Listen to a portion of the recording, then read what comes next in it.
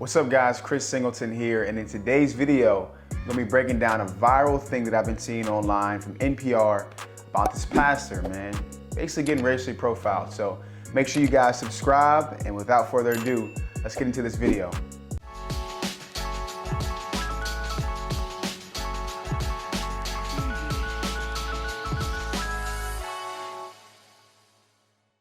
Howdy. Hey man, how's it going? Pretty good. What you doing here, man? Water flower. All right, they saying that, is that your vehicle? It's not? It's a neighbor's vehicle. The neighbors?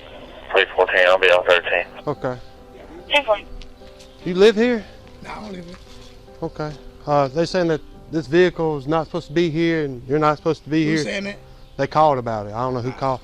I'm supposed to be here. I'm Pastor Jennings. I live across the street. You're Pastor Jennings? Yes, I'm looking out for their house while they gone. Okay. Watering their flowers. Okay. Well, that's cool. Now, do you have like ID and Oh all? no, man. I'm not gonna give you no ID. Why not? I ain't did nothing wrong. Okay, so when I first started watching the video, automatically, they were saying you're not supposed to be here. When I say they, the cops were saying you're not supposed to be here, and the guy was like, "Who said I'm not supposed to be here?" And he's like, "Who's saying that?" He's like, "I don't." The cops are saying, "I don't know." They're saying that. I don't know their names. And he's like, "Well, I'm supposed to be here. I'm Pastor Jenkins." And he starts spraying the water, like just spraying the water again. Like, I'm not gonna be bothered by it. I don't feel like getting, rowdy about it. He's a little aggravated. Like, I'm literally Pastor Jenkins. And then they ask him, "You're Pastor Jenkins?" And he's like, "Yeah, I'm looking out for the neighbors." And as I just keep watching this, then they starts asking for an ID. And then you can kind of see Pastor Jenkins get a little upset, man. He's upset because he's out there watering flowers, literally watering flowers. And they're coming up to him saying all this stuff. Well, you look, listen, I'm not saying do nothing wrong. Doc, listen, There's a suspicious person. Look, I used to be a police officer in Goodwater. Don't come here with that. And as I continue watching right now, something that I want to point out is Pastor Jenkins, he said, "Listen, I used to be a police officer. Don't come here with that." Because the officer's saying we got a complaint about somebody looking suspicious. Pastor Jenkins literally says, "I used to be a police officer. Don't come here with that." And what I'm thinking is, when he's saying that, is he saying I literally know that's not the case, or is he saying I'm not going to be one of the people that are getting profiled because I literally used to be a police officer? So I'm seeing that and I'm hearing it. I'm thinking, man, he knows something ain't right when they say that they got a suspicious call. Listen, I'm not saying do nothing wrong. Doc, listen, There's a suspicious person. Look, I used to be a police officer in Goodwater. Don't come here with that. Okay? Look, man, don't do this to me. There's a suspicious person in the yard, and if you're not one to identify yourself. I don't have to identify myself. It's not a stop and identify state. That guy know me. He came to my store that got broke in. I live right over there across the street. Who called y'all? That's what we got to figure out. But first, who called? he don't live here. I'm not saying nothing illegal. about. You have no right to approach me if I ain't did nothing suspicious or nothing wrong. Told him I'm a pastor. I pastor until I don't hear. Sir. You want to lock me up? Lock me up. Nobody wants to lock me you up. up. I'm not showing y'all anything. Now, most people would say, well, Chris, why didn't he comply to give them his ID when they asked him to? And the answer to that is, if I'm a pastor watering flowers and cops come up to me asking me what I'm doing, and I'm sitting there watering flowers, you might get a little aggravated. Like, I'm helping out my neighbors, all of a sudden somebody called the cops on me that I'm watering flowers. That's when I understand when he gets a little bit upset. I'm gonna continue to water these flowers. I don't care who called y'all. Lock me up and see what happens. I want you to. Hey, man, just come here and talk to us. What? Water these back flowers. Well, if you would let us talk to you, we can figure stuff out. I'm 10-4. We got one that's not listening to us. Look, man, let me see your phone. Let me see your phone, dude. Just calm down, okay? No. Stop. I like this. Okay. We're just trying to talk to you and see. I don't want to argue with you, okay? All right, go ahead and do what you got to do, Doc. Arrest you either. Do what you got to do. Go on and lock me up. Look, just have a It's seat. already not a locked lawsuit. up, you're It's just- already a lawsuit, Yes, Doc. sir. Yes, sir. It's already a Okay. lawsuit. You know what? 10-15. 10-15. 10-15. I ain't gonna sit there and have that, dude. Will you let my wife? No, you ain't letting nothing now. Appreciate it.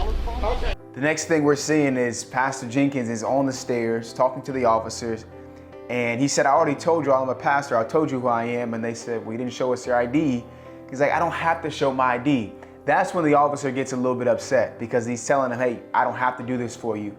And the officer basically says, hey, if I get a call, man, you have to show me your ID. Now, I don't know the law. Like, I work with a lot of officers. I've spoken to the South Carolina Law Enforcement Association plenty of times. I've done a lot of work with officers in Charleston, North Charleston, where I live, in Fargo and West Fargo, North Dakota.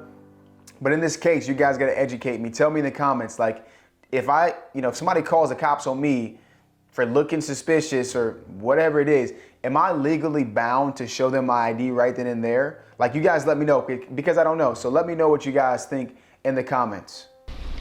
Do you know that gentleman back? Yeah. You do? Yeah. Does he have He lives right there.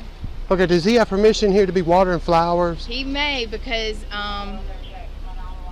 they are friends. Okay. And they went out of town today, so Right. he may be watering their flowers. Okay. It'd be completely normal. Okay, That's that's fine.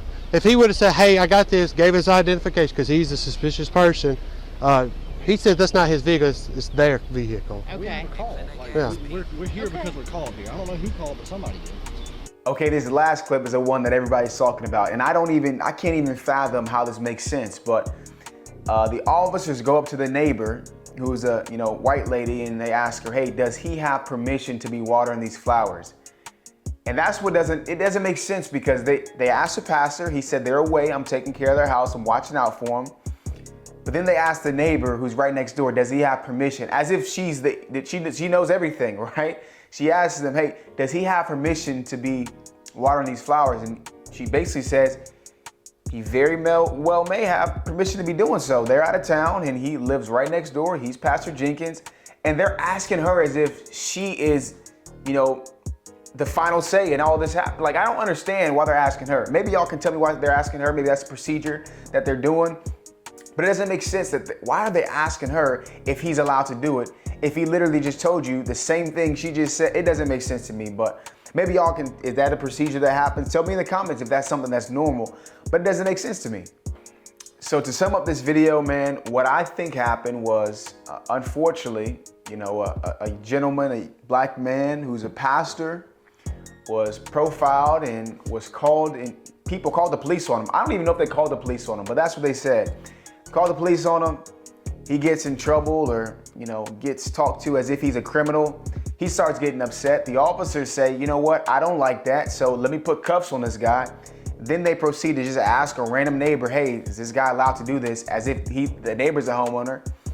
They say yeah, and I don't know what happens after that. I have to research more. But the moral of the story is, people are definitely profiled every single day. And I've seen it happen in my life personally, and I've seen it happen throughout this country and the world. It's unfortunate, but it still happens. And it makes me thinking about engagement I just recently did. And I talked about white privilege and things of that nature. And the example this lady said was, Chris, I have grown up poor my whole life. I literally grew up in a trailer park. How can I be privileged if I grew up in a trailer park? And I told the lady, you know what? It's not easy to grow up in a trailer park. I'm privileged because I didn't grow up in a trailer park. But I asked her, did she have both parents in that home when she was in the trailer park? She said, yeah. I said, to a kid that didn't have any parents in their home, they were orphaned, right? They think you're extremely privileged because you had parents. Even though you didn't have, 2 quarters to rub together or whatever you want to call it, you had 2 parents in your household. Does that make you more privileged than a person that didn't have any parents? She said, well, yeah. Then she gave the example of 2 kids, right, that are both white kids. One grows up in poverty, one grows up with everything in the world. And then she asked me, well, is this kid still privileged because they're white, but they don't have anything as far as financially, but this kid does? I said, I understand where you're going with that. And yes, this kid is definitely privileged. And I also think this kid is privileged if they have a 2-parent household. But financially, no, they may not have all the advantages and privileges that this kid has. But what I said to her was, does this kid have to worry about DWB? Neither one of those kids have to worry about that. And if you don't know what DWB is, my mom actually told me this when I was a kid. She said driving while black. Now, personally, I never thought that was real. Driving while black, what does that even mean? Driving DWB. So I'm black, so I have to drive a little bit differently. And I'll never forget, I was 16 years old, coming back from actually a practice at Collins Park, and I got pulled over. I got pulled over and the officer was like asking me, hey, where are you coming from? And I had on my baseball gear with like dirt on my uniform and everything. And I got pulled over and he just, asked me where I was coming. I said, I'm coming from baseball practice. As they can see, I complied and did everything I was supposed to do. And he said I fit the description of somebody that they were looking for. And guys, I've asked all of my white friends, all of my, really close teammates, has anything like this ever happened to them?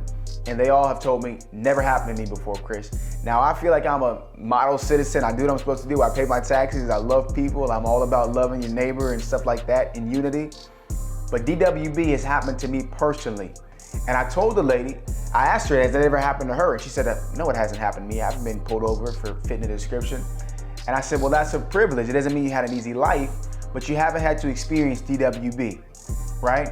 And for me, I'm privileged because I've never walked on a plane and somebody thinks because I wear this headdress or because I wear this or whatever, that I'm gonna bomb the plane, right? Some people, because of their faith, their religion, they wear certain things and they're automatically looked at as this, as a terrorist. And that's unfortunate, it's disgusting to me.